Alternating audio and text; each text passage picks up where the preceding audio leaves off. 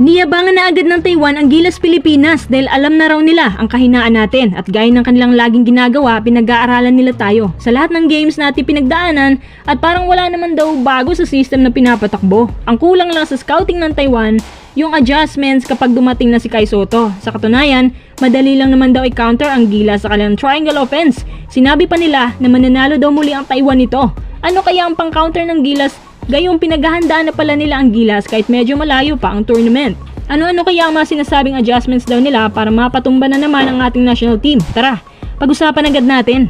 Maganda nga itong niyayabangan tayo ng Taiwan or Chinese Taipei o kung sino man yung mga kaanggaro na yan para at least matauhan tayo na hindi pala talaga dapat ismulin yung mga bansa na binubugbog natin sa loob ng ilang taon. Kapag kasi kung ang mindset ng Gilas natin, Chinese Taipei lang yan or Taiwan, talagang hindi nila seryosohin ang laban at minsan nagiging tamad pa kaya si Coach Tim minsan nagagalit sa kanila ng todo kasi pabaya sila masyado.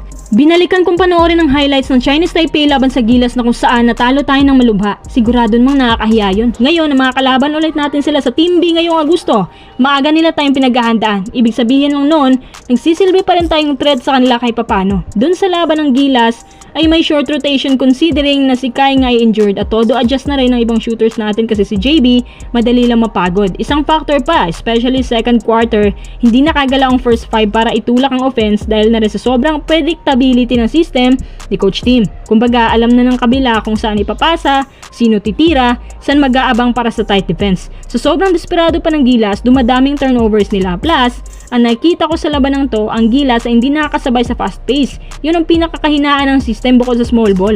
Ito ang ginagawa ng Chinese Taipei. Pure heart, pure determination. Habang tayo, dinadahilan pang pagka-injury ni Kai. Kung sa bagay, siya ang big factor sa pagkatalo ng Gilas. Siya lang kasing nakikita kong legit rim protector dahil sa kanyang size at reach. Sa kanya din natin inaasa minsan ng mga plays na kapag naipit sila, bigay na lang kay Kai for easy 2. Minsan lang tayo nagkakaroon ng space sa labas kasi yung depensa nila masikip. Minsan sumasablay pa kapag nagka-open. Kumpara mo sa Chinese Taipei na naglalaro ng almost 55% beyond the arc. Paano mo lalabanan niya ng iinit ng kamay nila? Ayon sa Chinese Taipei sa kanilang latest post na parang madali na lang daw nilang panalunin to. May alas raw sila.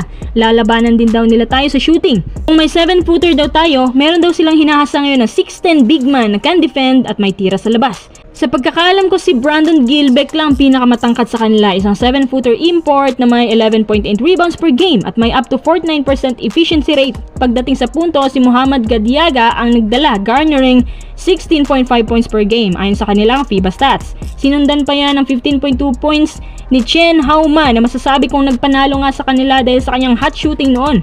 Pangatlo naman itong si Chun Lu, averaging 12.8 points per game. Matinik din ang guard nila si Yu Wei Chen na maayos sa playmaking, averaging 4 assists per game. Kapansin-pansin na maraming players silang dinagdag ngayon ng mga unfamiliar faces sa international tournament. Mga taong di pa natin nakita sa mga nakaraang laban last couple of years. Hindi natin alam na shooter pa lang mga yon. Nagdadagdag sila ng mga firepower na hindi man lang tayo aware kasi akala natin same result pa din. Ngayong Agosto dahil nagawan lang magkaroon ng momentum from last game, mas ginagalingan pa nila at nag-iensayo ng maaga. Kaya maaga ding nagyayabang.